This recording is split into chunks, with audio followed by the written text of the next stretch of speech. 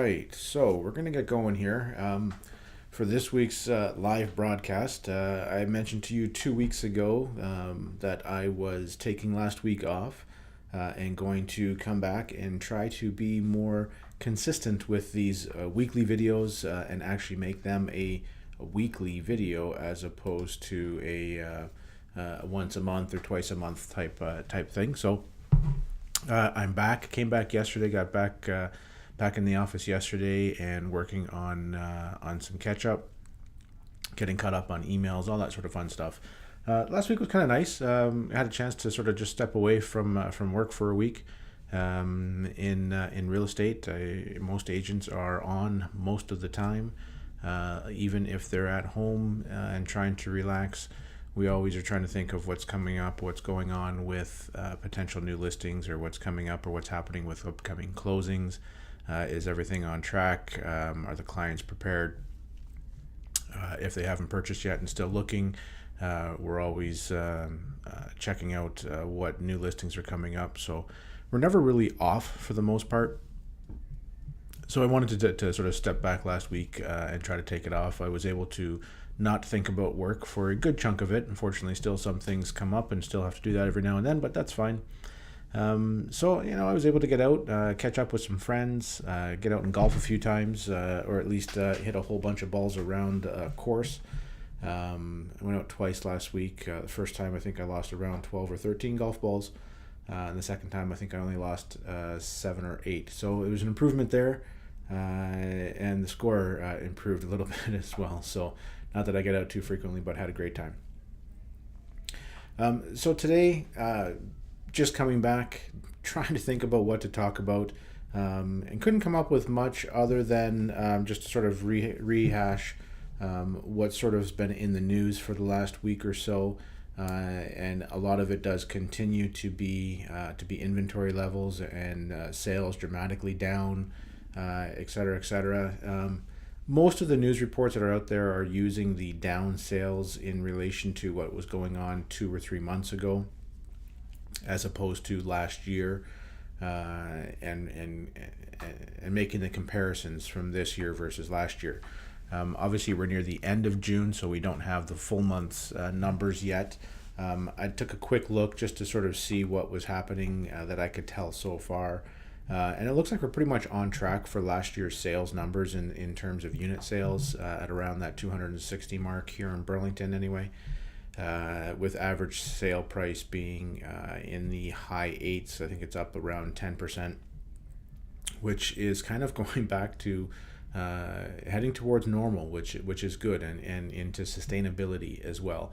And that's the most important thing. If you've watched any of my past videos, especially for the monthly updates that you can find over on the YouTube channel, most of the things that I was talking about for the last year was lower inventory, lower than previous year's sales in terms of units, but average price going up. And in that sort of 10% range was a good number. You have certain neighborhoods that were in the 20 to 25%, but when a whole city ends up being, or a whole province almost ends up being in that 20 to 30% average price increase, it's just not sustainable. And so, as we know, there was a number of measures put into place, which are neither here nor there, depending on who you talk to, on if they had effect or not, and if they are the reason why. I still think it comes down to an inventory, supply and demand model. Of course, the more options that are out there, the longer something is going to take to sell, and we're seeing that quite a bit in this area. I know. I don't want to exaggerate it, so I'm going to do my best guess that I recall, because I have not looked at it in the last 2 weeks or so. But one of the agents on our team has a listing in an area where, just as they listed, in the immediate neighborhood, another, I'm going to say 20 similar houses, similar price points, all sort of came up for sale in the same time frame. So, I mean, that's a lot to choose from a buyer's perspective. It can actually be a little bit overwhelming when you have that many choices if you wanted to get into that neighborhood. And so that's going to slow down the sales in that area. And increase your average days on market. and sellers and their agents need to come up with ways to stand out from that crowd, and which is back to normal. And this is back to the time when your successful agents will shine and get your house sold for you, and work through those things and use their all their marketing and contact abilities to get the houses sold for you. So it's good to take a look and see exactly what your agents are doing for you in those terms. This year, it looks like I said that we're sort of in that similar flat range to sales. We're, I think, within 50 or 60 sales in Burlington from last year, with a couple of days to go still. So there's some time there for those numbers to sort of flatten out. But average price probably won't change too much. It's in those high 8s, but we'll know more about that next week when the numbers come in after the long weekend. So speaking of long weekend, what's happening? What's going on? What are you doing for the long weekend? Here in our area, there's a few different events happening. 2 that I hope, or maybe 3 that I hope to get out to. One that's always a constant, and it's actually not just because it's a long weekend, but things that I'm sort of starting to enjoy again. And hoping to get out to more frequently is the local farmers market here in Burlington at Burlington Mall. It runs on Wednesday, Fridays, and Saturdays in the parking lot of Burlington Mall at Guelph Line and Prospect side. It's quite nice. There's some great local farmers, both from the immediate local area as well as some that come from the Niagara region. This past week, we were able to pick up a nice 2 bunches of strawberries, which were phenomenal. Best strawberries I've had in quite a while, as well as some nice sweet peas, which I have missed from a long time since being able to pick them from my grandmother's garden back in the day, because we generally don't tend to do too many gardens these days at home anymore. So having the farmers markets is a great way to connect with the community and just to get to know different people and the different farmers that are out there, and it's a wonderful, great time. But 2 of the other more bigger events actually that are just sort of I'm not going to say one-off, but an annual basis, is the first at Spencer Smith Park here in Burlington. The city of Burlington is putting on a festival. There'll be some live music, of course, capping off the night with the fireworks display. And they are promising for Canada 150 to be one of the bigger displays that they have had in a while, or if not ever. And it is synced to Symphony on the Bay, I believe it is.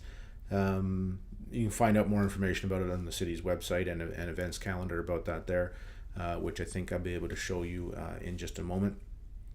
And the other event that I look forward to every year is the Canada Day Rib Fest up in Waterdown. So Waterdown being obviously a very close community to Burlington, pretty much blends into it for the most part, even though it's considered part of Hamilton. Waterdown is very much tied into Burlington, and to me as well, with our team office being in Waterdown. I'm up there quite frequently, and the Rib Fest up there is nice. It's not necessarily as large as the Burlington one, but you still have a great choice of ribbers, live entertainment, and vendors that they have around. So it's nice to spend some time, try out the different ribs, the different corn, different things that you can get there, which is great, and it's always a great time for that. So that's sort of what I'm looking to do this weekend. Hopefully you're looking to have a pretty good time, spend some time with family if you're able to have it off, and go from there. So the next part of this that I wanted to sort of chat about,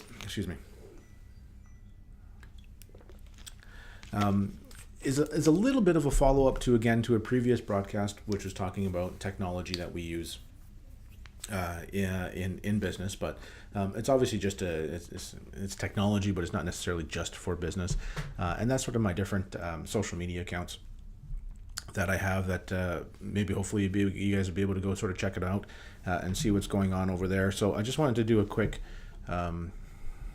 show what's happening there. Excuse this, what's going to happen on the screen right here. This is the first time I'm doing a capture of a different coming from the screen, so hopefully this is going to work out properly.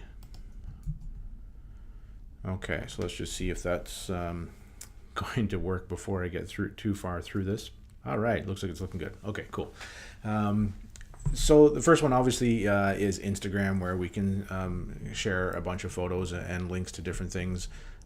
Here is my Instagram account here. So it's Instagram / Nathan Bradford 7, or at Nathan Bradford 7 is my one Instagram account.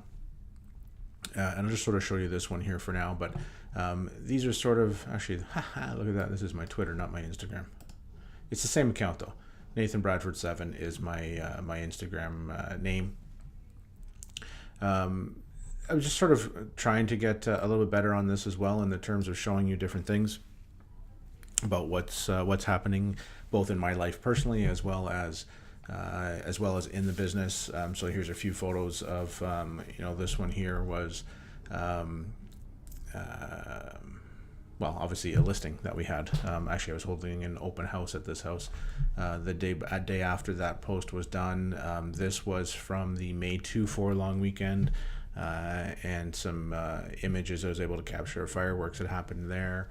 This was, I forget the name of it, but there was a floral display at Mapleview Mall here in Burlington, where they had done different dresses on mannequins and things throughout the mall, and so a few pictures that I'd taken there. But this was, I happened to go into a house where I was showing a client, and there was 6 cards that were left there. As agents, we leave cards behind generally, or we try to anyway, so that the owners know who has actually been there and that the actual showing had arrived.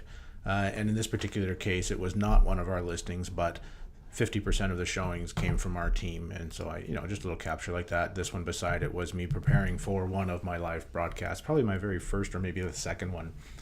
Just a quick Instagram shot there. So another one here was showing a condo in Mississauga. And this actually looks like there's more room than there actually was, but because it was a very, very tight spot, I could barely get out of my car in the underground spot there. So just some sort of things like that that I'll share there. I am going to start working on the Instagram stories, and especially on Wednesdays and Thursdays. So every week as a team, we have our new listings that come up, and we go out and we preview our new listings, so that we know what we have available when clients call in, and we are educated on the properties that we have listed. And so one thing that I'm going to try to start doing, and it's using the Instagram stories to give you a quick snapshot of the homes that we're previewing for that day and for that week. So that's every Wednesday and Thursday morning. So that's how I'm going to sort of use that Instagram account. I do have another account as well, and it's Finding Burlon, and it's one that is more specifically about Burlington and just sort of my favorite places, my favorite things, and sort of those things to do around there. So that's that one. As we already saw earlier, Twitter. So my Twitter account, again, is at Nathan Bradford 7. This is, again, well, I've been using it for, I think it said 7 years. Oops. Since 2010, I think. Yep, July 2010, coming up on my 7-year anniversary. This is a little bit more, generally tend to have been more personal on this, on what's been happening in here, sort of, here put out last week or 2 weeks ago broadcast, just as a link to the YouTube channel for that. Talking about, my love of the Edmonton Oilers,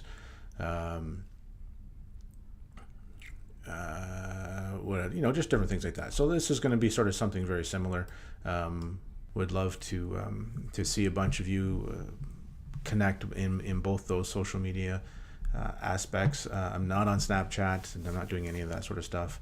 But I also do have, of course, a YouTube channel, which some of these, actually all of these live broadcasts will be posted to, as well as my monthly market updates that I generally tend to stream towards the Facebook grouping as well there too. So those are my social media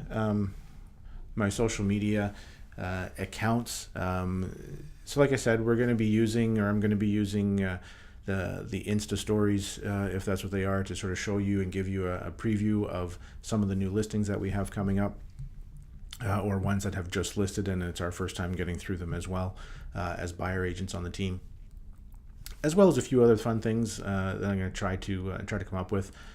Next weekend, there's a car show downtown Burlington on Branch Street, which is always a great time. Love going to those and checking out some of the old cars and all that. So anyway, I hope everybody has a great long weekend.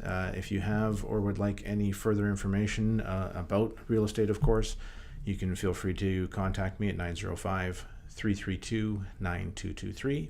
Send me an email at nathanbradford@wolcott.ca, or let's connect online. Instagram /NathanBradford7 or Twitter /NathanBradford7. Makes it nice and easy for you. Have a great weekend. Talk to you next week.